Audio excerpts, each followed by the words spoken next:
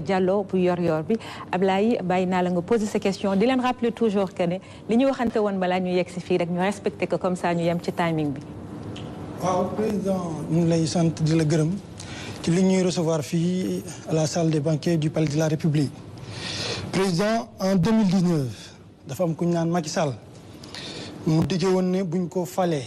buñ ko joxee un second mandat dana fexe ba 1 million de jeunes am un emploi ñu falaat ko jeunes yi xaar amoon yaakaar gisuñu emploi ya bi nga ñëwee ba léegi am nga ay waar yoo jot a def mais buñ xoolee rapport ANSD bu 2024 dañ ne un jeune sur trois un jeune sénégalais sur trois n'a pas d'emploi ni formation ni diplôme yokku ci ne 60% des femmes sont au foyer yokku ci ne 46% des jeunes entre 15 et 24 ans en âge de travailler sont sans diplôme sans emploi sans formation léegi may laaj lan nga fas yéene def pour ndaw ñooñee taxawoon tem pour ñu fi nekkoon jóge fi bañ a nërmeelal suñu démocratie pour ndaw yooyu mën a am formation mën a am liggéey mën a am faj seen di soxla merci. merci beaucoup préoccupation bu mag la pour gouvernement bi lépp lu laale question liggéey ak xëyu ndaw ñi am na loo relaté malheureusement c'est le tableau formation professionnelle dafa des système d'enseignement bu ñu am dafa généraliste trop il faut nga dem ba am yenn njàng yu sori yi door a defi concours ñu door la recruter avec des places limitées parce que tant que c'est des concours ça signifie que c'est le gouvernement généralement qui recrute te c'est pas gouvernement mënul absorber le besoin d'emploi dans un pays boo xam ne la moitié de la population a moins de 19 ans et que 75% à peu près de la population ñu ngi am 35 ans wàcc suuf moo taxoon bi ma ñëwee dama ne dañuy compter sur le secteur privé bu fort parce que état da koy soutenir pour renforcer ko moo tax le ministère de la formation professionnelle et technique initié un programme bu am solo woowe ko la grande offensive pour la formation professionnelle parce que en fait c'est là ndaw ñu bëri wax nga leen amuñu emploi c'est que ndaw ñu bëri déjà parce que amuñu formation professionnelle ils sont pas employables loolu moo tax ba prochainement dinaa présider un conseil pour l'emploi sur l'employabilité et l'emploi des jeunes programme yooyu nag ñu ngi koy wéyal avec le ministère de la formation professionnelle à travers la finalisation et l'érection de beaucoup de centres de formation professionnelle ànd ceeg suñu partenaires yoo xam ne compagnonnage bi lu mu joxe en termes de formation professionnelle et d'insertion depuis que bu ñu fa nekkee ba tey mel ne par exemple les CFPT c'est des résultats dont il faut se féliciter et c'est là-bas qu'il faut appuyer beneen bi c'est aller ci secteur yoo xamante ne dañuy am capacité d'absorption main d'œuvre bu bari mais même main d'œuvre boobu il faut qu'elle soit de qualité te loolu d'abord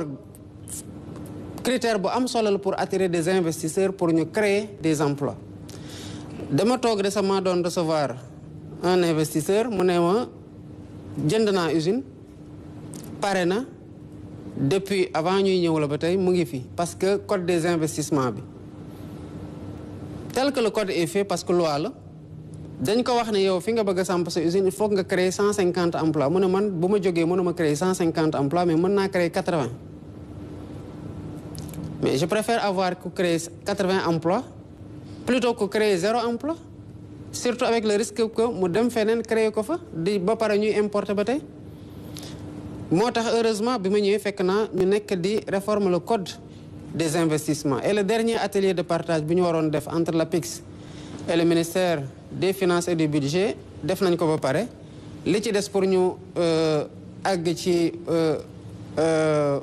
vote nouveau code des investissements bi lu tuuti la ñu yaakaar nag xëy na code boobu bu ñu ko defee dinañ gën a attirer des investisseurs te dinañ gën a créer par ce mécanisme-là des emplois mais à côté qu'il s'agisse des jeunes comme des femmes ñu ngi liggéey sur des projets démb annoncé naa le PAVI avec 107 milliards qui est destiné au financement des jeunes et des femmes à travers la création de 3000 coopératives, agriculture, élevage et une mise en valeur de 15 000 hectares. Comme nous avons tamit près de 12 000 hectares dans le cadre du Promoren que j'ai lancé, ainsi de suite, ainsi de suite. Donc il y a beaucoup de programmes avec les coopératives qui arrivent. Maintenant, le problème actuellement, c'est que les dons mobiliser la plupart de la population active, il faut mobiliser tout le génie et moi parce que la production est non, parce que les surfaces sont liées à l'augmentation de la population, aux héritages successifs dans les familles, qui font que nous avons téye li ñu am kese ci suuf tey pour jàpp ne lii lañ ci war a mën nañ ci béy donc on essaie de liggéey ci programme yu mel ni coopérative yi avec le ministère de l'agriculture moo taxoon d'ailleurs ñu mettre à côté un secrétariat d'État aux coopératives et à l'encadrement paysan pour relancer une activité qui absorbe une main-d'œuvre importante mais en la professionnalisant par une formation bu tax agriculteurs yi mën a tirer le meilleur parti de la terre. Maintenant, à côté, nous avons la formation professionnelle et l'État aussi, dans le cadre de sa politique de recrutement, d'identifier des niches, des métiers et qui peuvent absorber une main-d'œuvre importante, particulièrement dans les métiers numériques. C'est ce que d'ailleurs nous défendons le New Deal technologique. Parce que les Sénégalais, qui ne savent pas ou pas, ils ont un ordinateur. Te weer bu deewee dinañ fayeeku lu ëpp foofu lu koy xëy chaque jour di dem di xëy di gontu di fayeeku pourquoi parce que xaaruñu ci lii liggéey fii ci biir réew mi ñu ngi capter ay yeneen marché yoo xamante ne marché de service la di ko rendre à des multinationales ou à des privés ou à des structures extérieures yoo xamante ne ñu ngi leen defay xaalis yu bari ça c'est des métiers yoo xamante ne aussi il nous faut ñu ngi ciy liggéey avec des partenaires am lu ñu fi jotoon testé qu'on est en train de revoir naka lañ koy relancer pour créer le maximum d'emplois possible mais c'est une préoccupation forte bu ñu am pour répondre effectivement aux besoins d'emploi